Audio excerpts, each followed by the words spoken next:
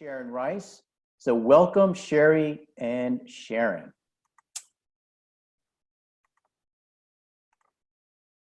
Thank you, Kevin.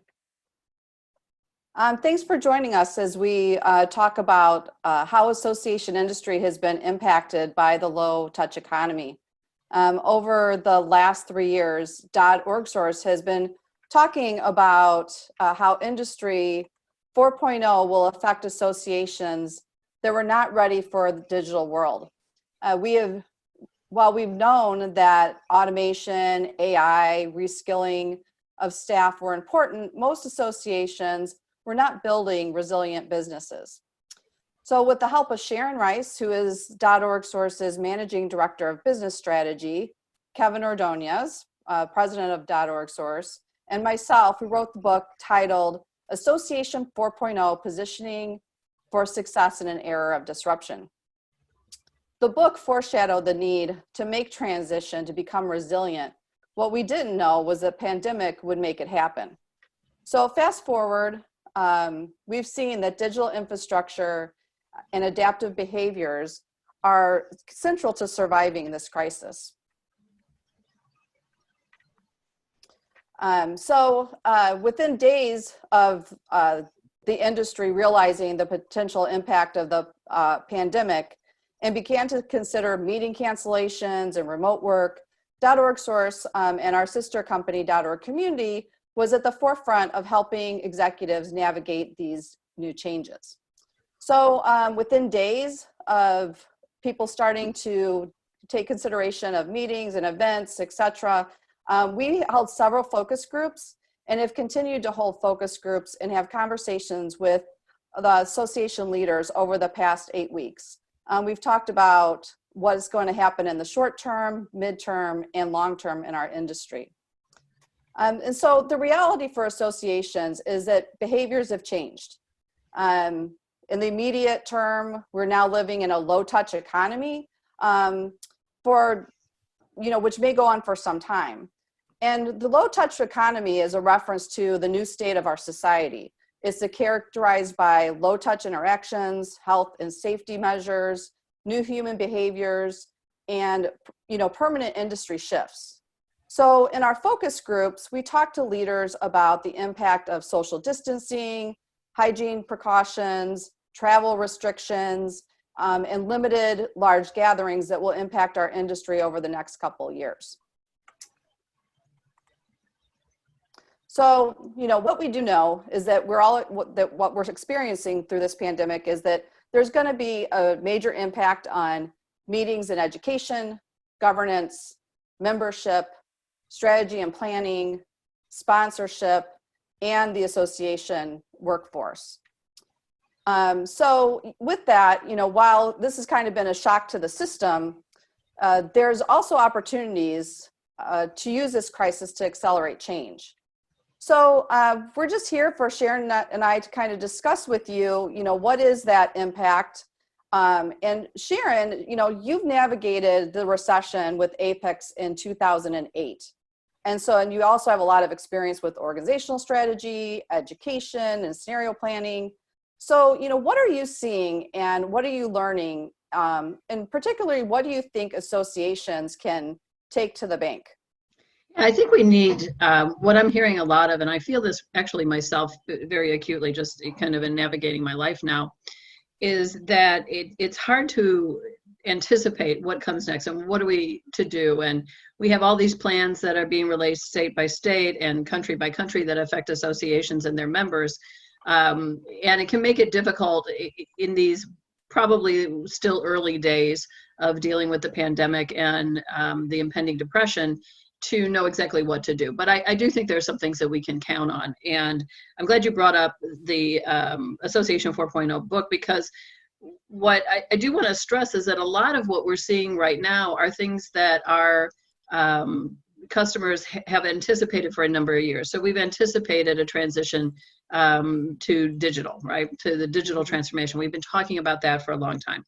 We've been talking about having a more flexible workforce right now for a long time. We've been talking about lean governance. We've been talking about lean operations in our associations.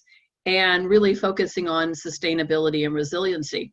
So what I would say we can take to the bank is that these things that we've been talking about are absolutely vital to navigating this period of time. And not only for the next couple of months or even probably for the next couple of years, but well into the future. So, general advice for associations, if they've started a digital transformation, it's time to get really serious about that. If they've been having a meeting and an annual conference, for example, and I know there's a lot of conversation in the association industry. Certainly initially that was the big buzz, right? What are we doing with our conference? Right. But I know that a lot of associations have been seeing declining annual conference attendance over the years. And so, it's time to rethink that annual conference and not try at this point to put the square peg of the traditional in-person annual conference into now a round hole, which is our pandemic reality. So making transitions there. As we talked about just a second ago, becoming more lean operationally. And I think that this is particularly important, and it is a lesson learned from the 2008 recession, and it's really a hard lesson to learn. Right now, we need to focus on what programs are most resilient. We need to sunset programs that were already on their way out, but may have been had sentimental value to certain leaders that are important to us. That sunsetting and managing our product life cycle is critically important right now, pulling our resources away from programs that are not resilient and pushing them towards programs that are resilient. So I think, what we can take to the bank at this period of time, not being able to predict exactly what the next normal is going to look like, what we can take to the bank is that we know it's going to be digital. We know it's going to have to be leaner. We know it's going to have to be more data-driven than ever before. We know that we have to be more agile. And so these are things that many associations have been working on. And now is the time to really put this on overdrive and get this transformation, make this transformation a reality. Yeah, those are all great points, Sharon. Feel free. We're receiving a few questions that are coming in, and we're going to try to address those over the next 20 minutes. But one that just came in, Sharon, was actually a discussion we were having with another CEO this morning.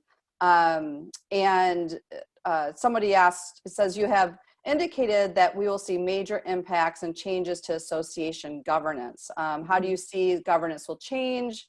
And what aspects of governance are you referring to? I know for the calls that we're getting are, I think, a reaction and some panic, but these are also from board members, but these are also boards that were not very agile, had a lot of hands-on in the operations, and is causing some challenges for CEOs. So what are your thoughts on that?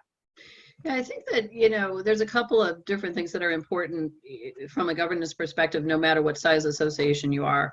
So one is, and we see obviously in our practice, the fact that you can have large associations where the board is too involved in operations, as well as small associations where the board is too involved in operations.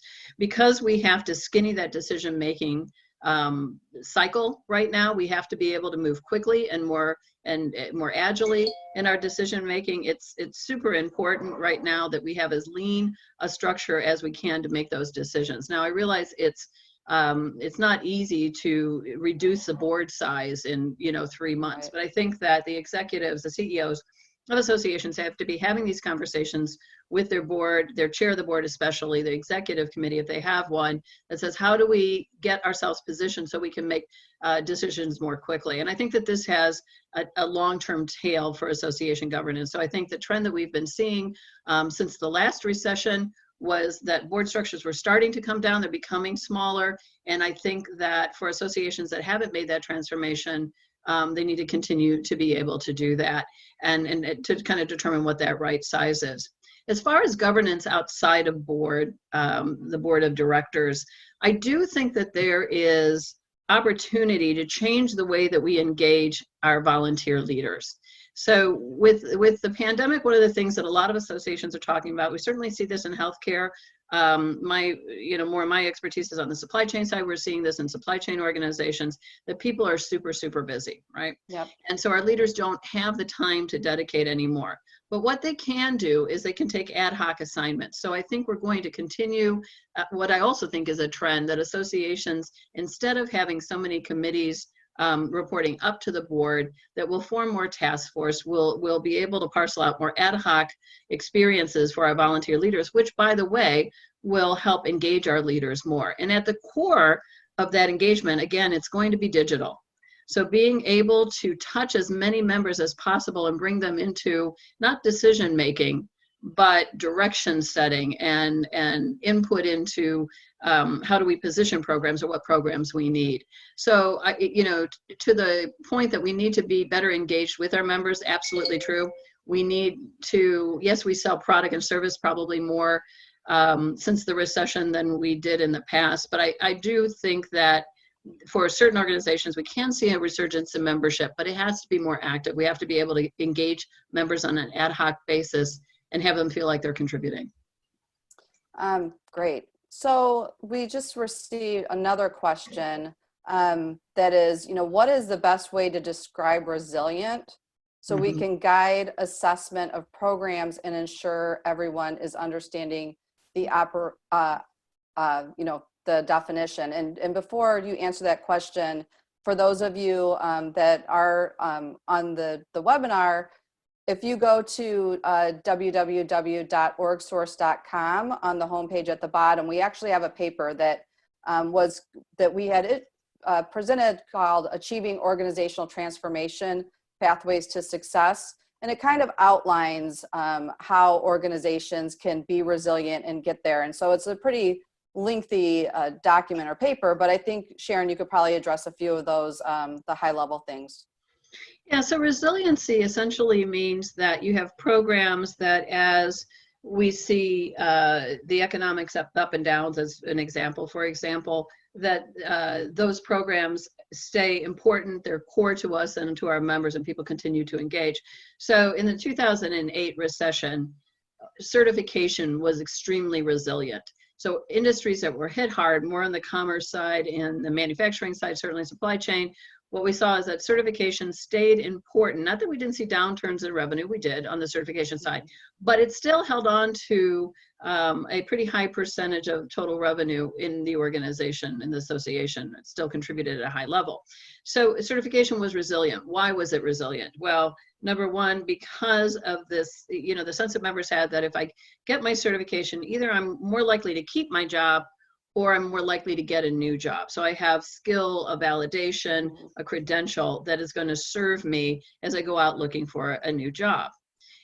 So certification for me is probably more likely to be resilient now as well. But we have some issues with certification that we didn't have in 2008 because we have a much higher unemployment rate. So when you're unemployed, it's super difficult, obviously, to make the decision to spend money on certification programs, which tend, a lot of certifications will be, the testing might be 500 to, let's say, 750, but the education to support that also has to be factored in. So I'm not as confident that certification is going to perform as well right now, but I am confident that people need new skills, because one of the things that's going to come out of that, at least 30% of the population is going to be impacted, I believe, by automation. So if we think about, again, warehouse workers, well, we've had warehouse automation for years and years and years, but warehouse owners haven't engaged at that high level of automation because they had the workforce, and they weren't looking to make these massive capital investments in automation. But because of social distancing, because of some of the threats or the risks related to having too intensive workforce, I think we'll see these investments in capitalization to support automation. And so now those workers need more skills. And what kind of skills do they want? They're going to want to take it in as they go. So micro learning, I think becomes more important than it's ever been before. And a heavy emphasis in that microlearning, not necessarily just on knowledge, but actual skill development. So the good thing about microlearning, if you already have an LMS, if you don't have an LMS in your professional association, that should be on your agenda if you can afford it, obviously. And many LMS programs support microlearning. The great thing about microlearning is that it is more manageable to get these nuggets of learning somewhere between 5 to, let's say, a half an hour. Some people would say an hour in microlearning is still acceptable. It's easier to get your volunteers, your members, to develop those. We recommend you give them a template, you give them guidance, maybe a little bit of training, but they can start generating those short programs that'll become super important to the membership base as they try to gain new skills. Yeah, really good points. So I know that a lot of people were contacting me about learning management systems when, when they started switching to virtual meetings. There's a lot of different ranges in systems, from things that are very inexpensive that are even non-typical association platforms, but that can get people by until they can actually, if they needed a more robust system for the future. So there's definitely a lot of different options. Yeah, and so, voice over PowerPoint too. I mean, if you don't know at this point how to do voice over PowerPoint to generate content, this is something that everybody that's in an education position for an association needs to know how to do. Yeah, absolutely. So Sharon, how do you feel that associations can kind of go on the offense? I kind of saw when everything started happening, everybody was, to me, kind of going on the defense of, oh my gosh, how do we save the meeting? How do we replicate that? But moving forward, now that have kind of settled into, I don't want to call it the new normal, because I hope this isn't really normal, but as we kind of settle in here, what are the things that associations can do to go on the offense more in the short term, and then maybe even looking down the road in the long term? Yeah. Well, I think the very first thing is that you have to accept that we're going to see changes that are going to last. So I don't know who coined that term next normal. I did not, but it really resonates with me, because we saw a lot of change coming out of the 2008 recession that stuck with us.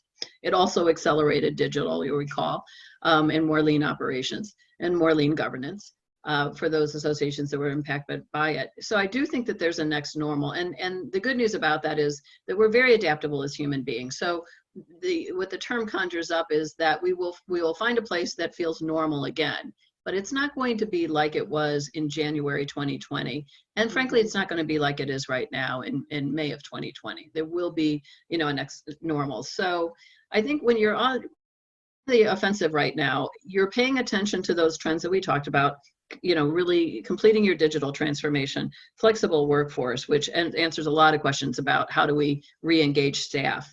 Staff are very engaged right now, but re-engage staff in our physical office if we do it all. And looking at our governance structures and education and the like. So we've been talking a lot about scenario planning. Scenario planning gives you a sense of control, even when you can't predict the future. You can say, this is likely to happen, this is likely to happen, or this is likely to happen. And in whichever case, whichever, scenario comes to fruition, we know how we're going to respond. And I will say, for those of you that do have a hard time keeping board out of operations, or, perhaps you're not able to make the decisions you need to make as quickly as you'd like to make them because they have to, kind of go up the chain of command.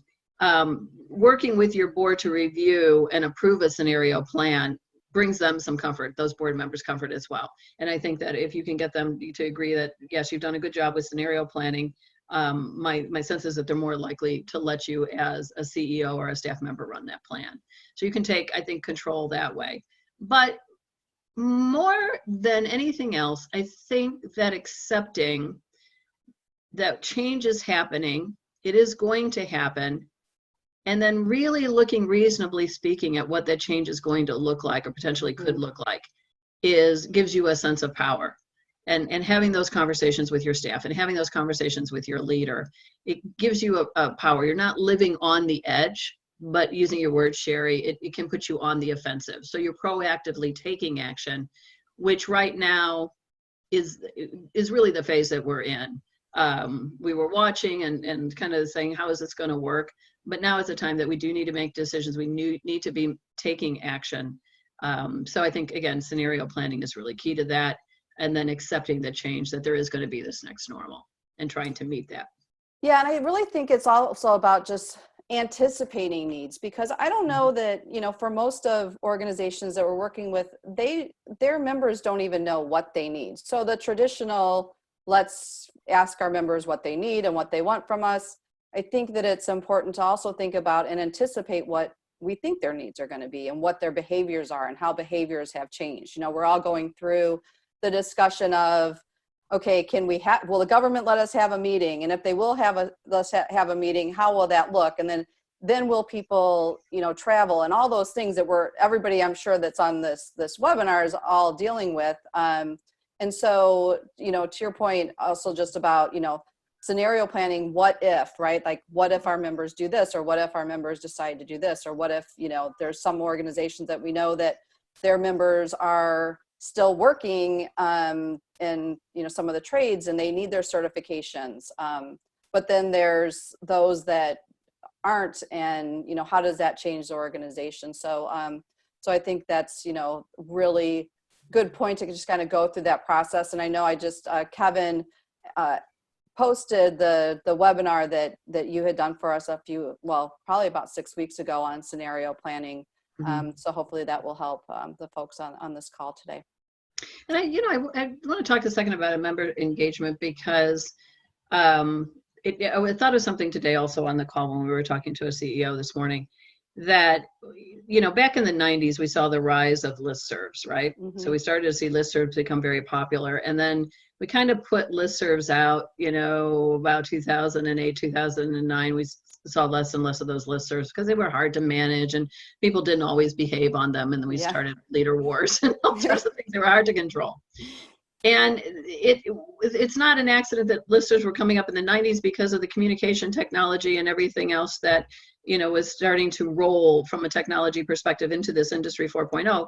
We went through this period that was called the death of distance. And what that death of distance really meant is that we could be connected to people even though we weren't physically with them.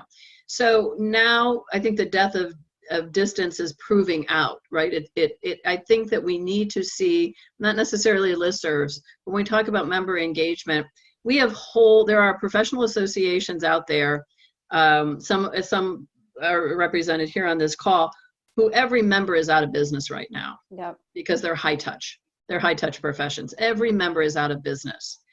And I was reading an article about how important the Facebook communities have become to survivors of COVID, because they're huge. First of all, there's large communities on Facebook, and they're helping each other with information. Did you experience this? Is this normal? I'm not sure how I'm going to get through this. That empathy factor, and they're becoming incredibly important. I think that's a perfect way an association can meet a member need, right? And to create that community online where people can check in and talk about what it's like to be unemployed or to be navigating what they're navigating. Because we're talking about, think about it, entire professions right now out of work. Mm-hmm. And they'll come back, but when they come back, they're going to have questions and they're going to, want to know what other people are doing.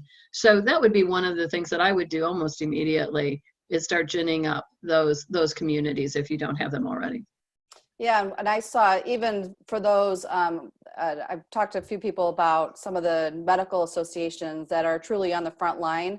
Some of them did a fantastic job of providing a venue for real-time information. So these were cases where the docs were actually in New York learning, and then they were holding webinars and actually had them on Facebook Live as well. So I participated in them. It was fascinating.